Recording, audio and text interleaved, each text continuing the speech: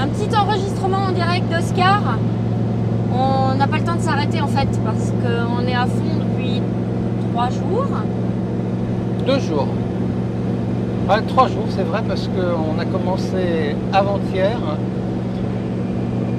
contre le vent dans une tempête qui était un petit peu pénible pour commencer. Ensuite, on a fait une étape exceptionnelle hier, puisqu'on a battu de très loin notre record de distance parcourue avec 817 km dans la journée. 817 km, c'est vraiment beaucoup pour Oscar. Cette fois, on avait le vent avec nous. Et aujourd'hui... Ouais, on a conduit longtemps, alors moi j'ai du mal à vous dire combien de temps on a conduit parce qu'en fait on n'arrête pas de changer de fuseau horaire.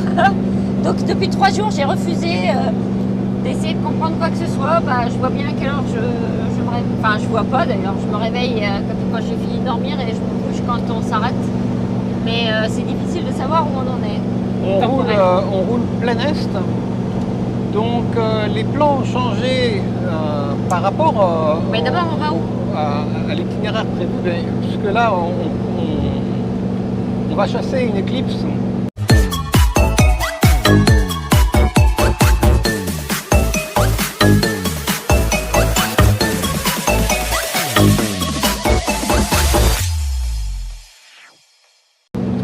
C'est une éclipse qui était inscrite à notre itinéraire depuis des mois ou des années en fait, depuis qu'on a raté qu'après avoir raté l'éclipse dans les Andes pour cause de Covid, donc ça remonte à la conception générale 2021. du voyage. Et 3 ans plus tard, je me suis rendu compte qu'en fait, on pourrait remplacer cette éclipse par une autre, celle qui traverse le continent nord-américain le 8 avril, c'est-à-dire demain. Et donc l'itinéraire de remontée du Mexique et de traversée des États-Unis tenait compte de cette éclipse qu'on était supposé voir au Texas, parce que c'est au Texas qui avait la plus grande probabilité de ciel dégagé. Et ces plans ont changé il y a environ 3 jours, 3 ou 4 jours, car les prévisions météorologiques devenaient de plus en plus précises et fiables et montraient de plus en plus clairement que le Texas serait couvert inhabituellement ce jour-là, et que, assez curieusement, le seul ciel entièrement découvert se situerait tout à fait à l'est du Canada, Montréal étant la limite du ciel clair pour le moment, d'après les dernières prévisions météorologiques. Donc on a changé notre trajectoire,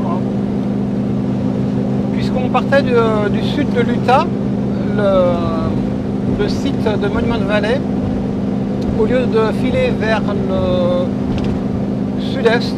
Pendant un moment, il y a quelques jours, tu avais même envisagé de redescendre jusqu'au Mexique. Ouais, parce que le Mexique est en principe l'endroit le plus sec, le plus clair au niveau du ciel à cette période de l'année, mais bon, il se trouve qu'il y a une dépression océanique qui bloque la quasi-totalité de ce qui se trouve à 1000 km en gros à l'intérieur, côté terre, le long des côtes du golfe du Mexique. Et il y a une poche de ciel un peu dégagé qui se situait du côté de l'Arkansas et du Missouri. Donc au lieu de prendre vers le sud-est ou le sud-sud-est, on a pris plein est. Et c'est la raison pour laquelle... On a pris une partie de la route 66. Oui, une partie de la route 66, on l'a prise involontairement. On s'est rendu compte qu'on était dessus alors qu'on était effectivement dessus. C'est une route qui a été remplacée par beaucoup d'autoroutes. Il demeure parfois des tronçons de la route. Sur le côté de la route. Voilà, ils appellent Par ça exemple, là, il y classique. en a un, je ne sais pas si c'est l'ancienne route 66. Mais... Alors, il y a un certain culte de cette route qui est mythique. Parce qu'elle est mythique, il y a un côté un peu circulaire. Les paysages qu'on a traversés n'étaient pas forcément très intéressants. On est descendu du Nouveau-Mexique. Nous, on a surtout jugé de la route par la différence d'altitude entre le Nouveau-Mexique, où on était encore dans la neige, et maintenant les plaines du Middle East, qui sont des plaines un peu agricoles ou des grandes prairies, où on voit la floraison qu'on avait abandonnées en Californie et qu'on retrouve ici. Oui, alors il fait quand même pas très chaud. À cause de la dépression, quand on sort, c'est toujours quand même très venté. Et là, on est en t-shirt parce qu'on est dans Oscar, mais dehors... Disons il se trouve qu'on a pris une tempête de vent assez importante. On était à un moment donné, quand on descendait de l'Utah, vers le Nouveau-Mexique. On était dans l'endroit le plus vanté d'Amérique du Nord, hein, avec des vents qui soufflaient à 60-70 km/h établis et des rafales sans doute à plus de 100.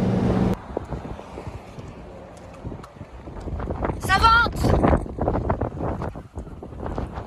Tornado shelter. Ah ouais, bah là c'est approprié parce que ça vente vraiment. Et voilà, et on peut se mettre à l'abri ici, si jamais le temps se dégrade. Ouais. Ça c'est l'exposition sur toutes les tornades qui sont passées par ici, sur la route 66. Donc, il m'avait vendu l'Eclipse, parce qu'on fait quand même un détour de 3000 km, hein, en me disant qu'on allait se refaire un peu la santé, parce qu'on est quand même dans le froid depuis un moment. Il m'a dit, mais tu vas voir, ah ouais, ça va faire chaud et tout. Pour l'instant, c'est pas le cas. Hein. On bouffe du kilomètre, mais il fait pas encore chaud. Ouais, alors on a eu la chance de prendre le vent au départ de front, mais ensuite ça s'est bien arrangé pour nous. On l'a pris arrière et maintenant on est 3/4 arrière. Ah mais heureusement, parce que la première journée, mais c'était horrible. Le vent contre, mais vraiment, enfin moi j'ai conduit un tout petit peu, mais pauvre Manu, il est accroché au volant et à chaque dépassement de camion, on était déventés. On avait rarement eu ça. Hein. Et maintenant, au fur et à mesure qu'on se rapproche des sites possibles d'observation de l'éclipse, on essaie de s'ajuster par rapport aux dernières cartes météo. Donc toutes les 2-3 heures, je regarde les dernières prévisions météo. Normalement, on n'ira pas jusque là, mais dans 3-4 heures, il y a devant nous, à peu près là où je pensais aller, il y a un avertissement d'orage violent avec des vents à plus de 100 km/h et de la grêle comme ça, qui tombe, donc qui peut abîmer les voitures. Non, bah non, on va pas aller là. Non. J'utilise Windy et j'utilise aussi une carte qui est mise à disposition par le gouvernement américain en fait pour les citoyens nord-américains qui voudraient observer l'éclipse. Et donc on est en train de s'ajuster à 200 km près sur le point d'arrivée. Au moment où on enregistre cette vidéo, pour nous c'est important parce qu'on est en train d'entrer dans la bande de totalité, la bande à partir de laquelle l'éclipse sera vraiment 100% totale. Malheureusement pour les Américains, il semblerait que peu d'entre eux seront à même d'observer vraiment l'éclipse avec un ciel dégagé, peut-être 15-20% d'entre eux seulement.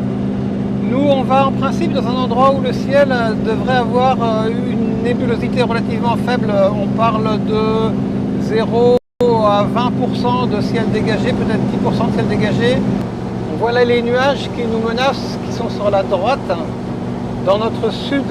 Et nous, on va chercher à les éviter en reprenant légèrement vers la gauche, si tout va bien. Et évidemment, les choses pourront changer d'ici demain. L'éclipse est prévue dans maintenant 23 heures.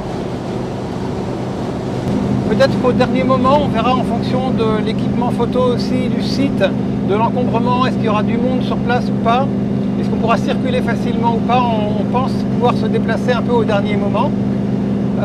Actuellement, on vise un endroit qui se trouve à 190 000 de l'endroit où on enregistre, donc ça fait un peu plus de 300 km. On devrait mettre 4 heures à peu près à arriver au point de chute. On l'atteindra à la fin de la journée. On espère avoir encore un petit peu de clarté du jour pour choisir un site intéressant de bivouac, qui est peut-être le site sur lequel on restera, qui nous permettra de repérer les points de prise de vue possibles pour l'éclipse. Ce qui est amusant, c'est que on hésite actuellement entre deux sites. Ce sont des villes de l'Arkansas. L'Arkansas, c'est pas très connu en dehors des frontières américaines, j'imagine. Et les deux villes qu'on vise s'appellent respectivement Russellville et Batesville. Alors pour nous qui venons de Normandie, c'est pas très dépaysant en fait. Alors est-ce que ce sera l'une ou l'autre? En principe, pour l'instant, on se dirige vers Batesville. Bon, en tout cas, on n'est pas seul à se diriger vers là-bas. Hein. Il y a plein de véhicules plus ou moins gros, mais dans lesquels on peut dormir, qui filent en direction de l'éclipse. Je crois qu'il y a une assez grosse émulation aux USA au sujet de cette éclipse. Parce aussi, que on voit des panneaux lumineux. Hier soir, on en a vu un en disant éclipse J-2 jours. Donc oui, ils sont Et puis on a croisé un shérif tout à l'heure qui s'est arrêté pour nous demander ce qu'on faisait. On prenait le petit déjeuner au bord de la route.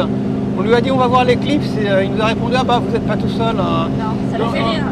Il y a un peu une hype autour de cette éclipse et c'est compréhensible parce que c'est, je crois que la prochaine qui croisera dans le pays, c'est dans 20 ans. Donc, et là, cette éclipse, elle passe au-dessus de zones qui sont quand même relativement peuplées. Donc, on parle de dizaines de millions de personnes qui peuvent avoir la chance, sans bouger de chez elles, d'avoir une chance de l'observer. Bon, dernier arrêt pour prendre de l'essence parce que Manu vient de dire texto, je veux avoir zéro problème demain matin. Sauf que ça fout un peu les boules parce que il a beau se préparer à mort. Derrière, on voit que là, il y a les pros. Hein, parce que ils sont en train de préparer les lunettes pour demain. Et nous, on va aller avec notre petit appareil. Oh, mon Dieu, mon Dieu. Tu vérifies que dans le ciel... putain, ça va être hyper beau ce soir. Tiens, la vache. Pourquoi ça revient demain matin? À l'instant T, on est là. J'hésitais entre le fait d'aller là, à Russellville ou à Batesville. Et on est là, ce qui est pas mal parce que, évidemment, on a l'impression qu'on pourrait se dire, mais pourquoi aller là où il y a un peu de gris plus foncé alors qu'on pourrait facilement aller vers le sud, vers le nord? Mais précisément parce qu'on est entre les deux, et que si on regarde plus large, je pense pas que cette petite presqu'île gris foncé signifie grand chose. On va peut-être quand même se diriger par ici pour maximiser nos chances. Mais ils n'ont pas réactualisé leur carte depuis 11h ce matin. Oui, et on est, attention, hein, vu de loin, on est, c'est chaud patate, hein, on est dans un, on est dans une zone trouée, quoi. C'est une des seules trouées. Ta main devant parce que quand on voit, c'est une des seules trouées sur l'ensemble de la trajectoire de l'éclipse qui épouse la spirale là, de la dépression. C'est dingue. Hein. Donc ça se joue à vraiment pas grand chose. Ça y est. Ah, ça y est, l'éclipse elle n'est pas passée. On a choisi le point fatidique avec 2 i, comme dans éclipse. Ouais, c'était pas sans mal.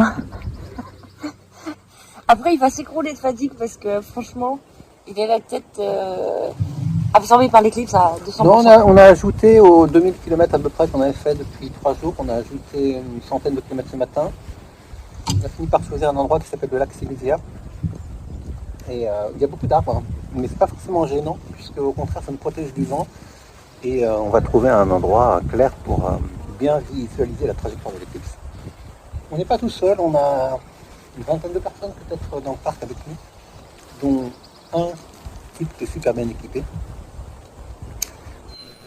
On entend les oiseaux.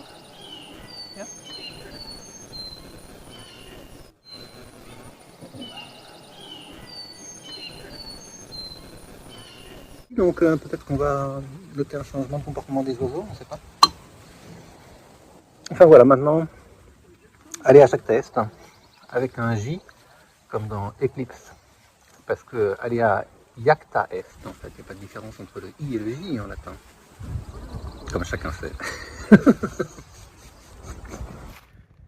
Bon, c'est amusant, les choses se préparent doucement, le parc s'est rempli et les gens font gentiment connaissance les uns avec les autres, on sent qu'il va y avoir un petit peu d'ambiance, c'est bien.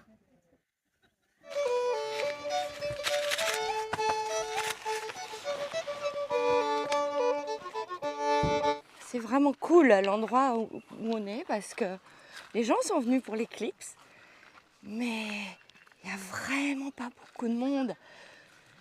C'est calme.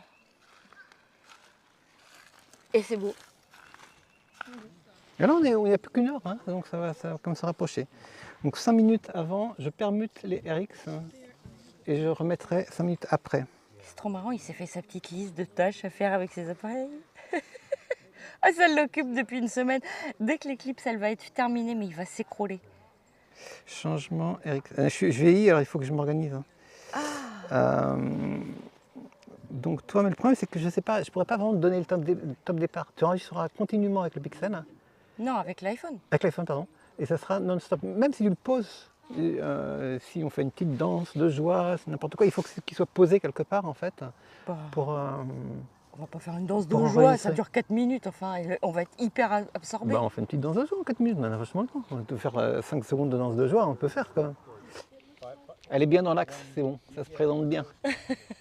Arrête, garde tes lunettes. Allez, je vérifiais que le ciel était bleu.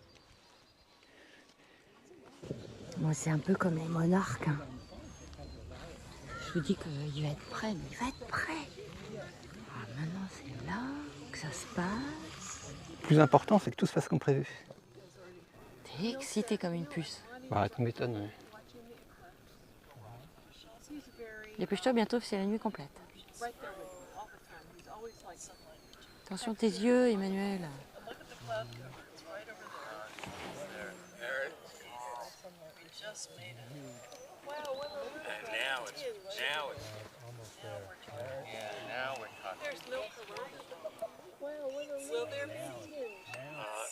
You might need something better than this to see it. Look, it's fading. There we go.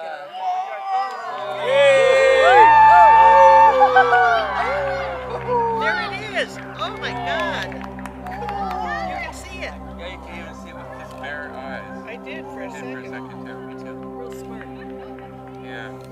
Now I can see it. But I can't see the corner with my glasses. No.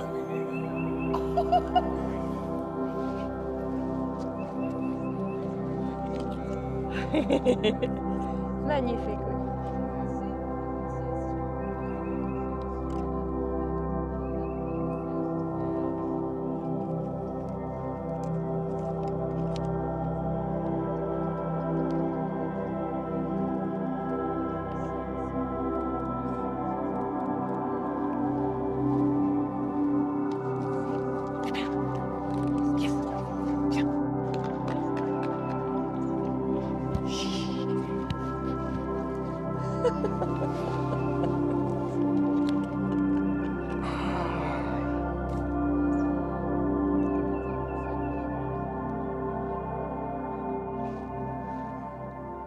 L'éclipse est en train de se terminer, elle n'est pas tout à fait achevée. On est encore en train de faire les dernières photos du croissant, décroissant si on veut, de lune qui obscurcit la face du soleil.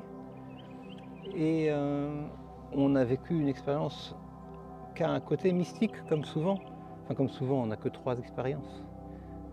C'est très rare, c'est aussi pour ça que c'est bien.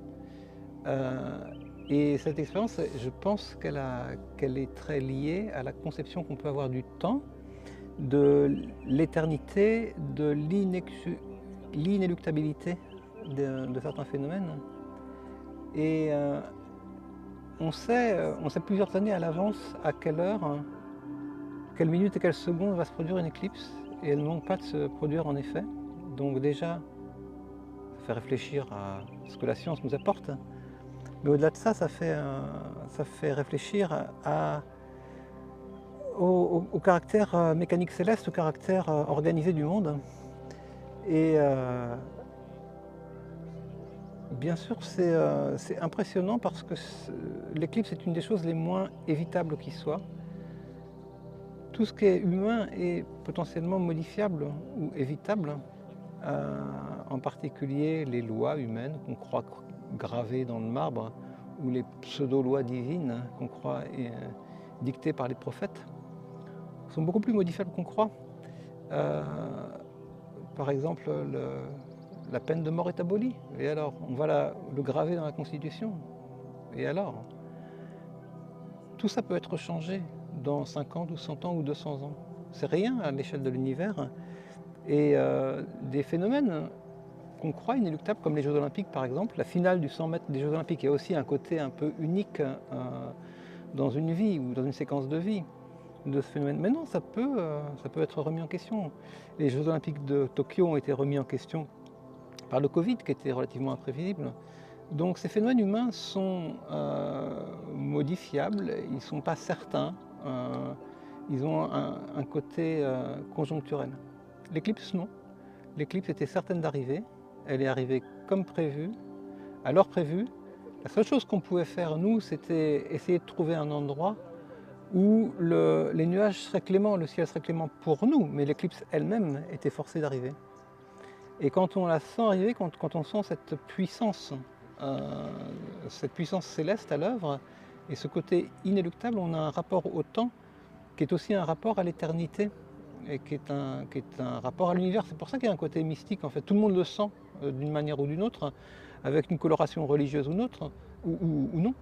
Mais tout le monde sent ce côté mystique, et pour moi, il est en lien avec la physique, en fait, avec la mécanique céleste. Allez, détente maintenant.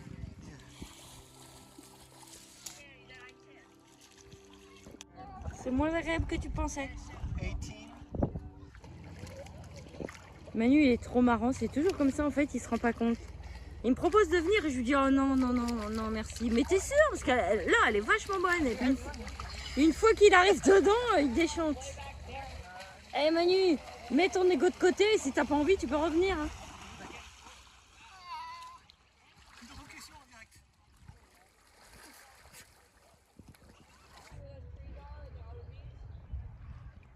Je crois bien que c'était la dernière caravane qui est partie du camping. Le camping voisin du parc de Sylvia. Et maintenant, on se retrouve tout seul dans ce magnifique endroit.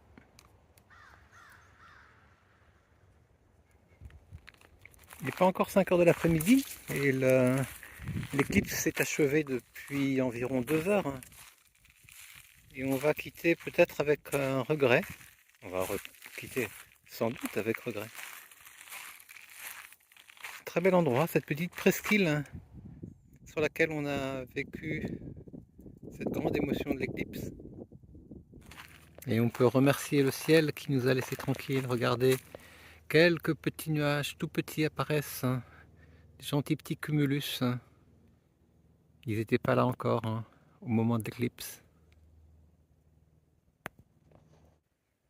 Comme c'est calme, comme c'est paisible et comme c'est beau.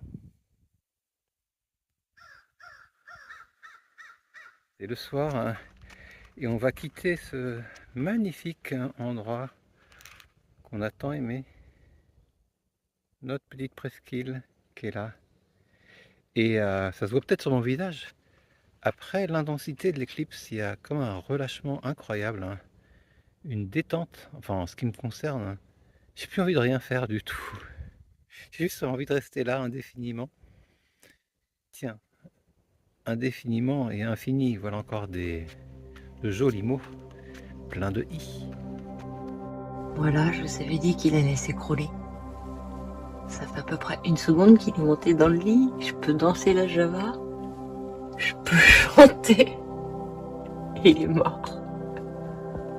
La la la la.